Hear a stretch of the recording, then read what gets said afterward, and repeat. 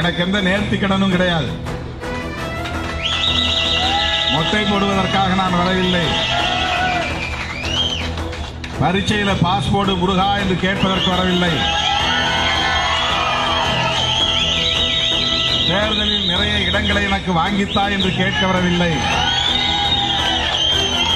அல்லது அமைச்சர் பதவி, துணை முதலமைச்சர் பதவி அல்லது முதலமைச்சர் பதவி வேண்டும் என்று கேட்பதற்கு நான் வரவில்லை. எமது முன்னோர்கள் வாழ்ந்த இடம் அது, அதை பார்க்க வந்தேன். 5000 வருடங்களுக்கு முன்னர் பிறந்தவர் போகர் என்று அங்கே எழுதி வைத்திருக்கிறார்கள். வாரிசுகள் அப்படின்னா ஆண்ட பரம்பரை என்கிற வாரிசு அல்ல, தமிழர் பரம்பரை என்கிற வாரிசு.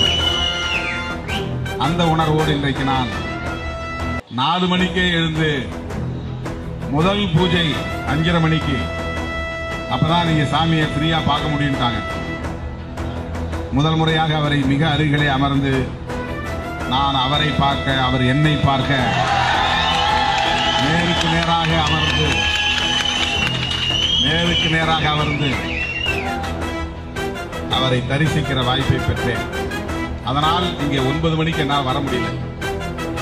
அவருக்கு பிச்சமத்துக்கு ரொம்ப சந்தோஷம் தான். 9 மணிக்கே வரக்கூடாது, 11 மணிக்கு தான் வரணும்னு எதிர்பார்த்தாரு.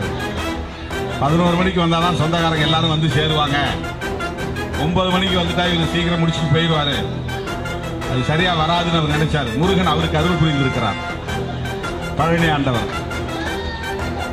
ஆகவே இன்றைக்கு பழனி ஆண்டவரை தரிசிக்கிற வாய்ப்பு கிடைத்தது. அதைவிட என் உயிரின் உயிரான விடுதலை சிறுத்தைகள்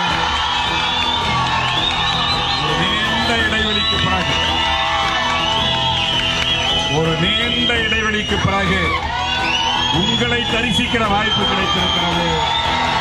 அதை எண்ணி பெருமைப்படுகிறேன், மகிழ்ச்சி அடைகிறேன். நாம் இந்த மண்ணின் மைந்தர்கள், பூர்வீக குடிகள். உழைப்பதற்காக மட்டுமே நாம் பிறக்கவில்லை,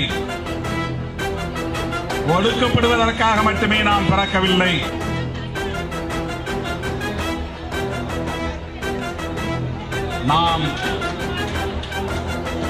நாம் இந்த அரசியல் களத்திலே அடியெடுத்து வைத்த போதே வைத்த முழக்கம் எளிய மக்களை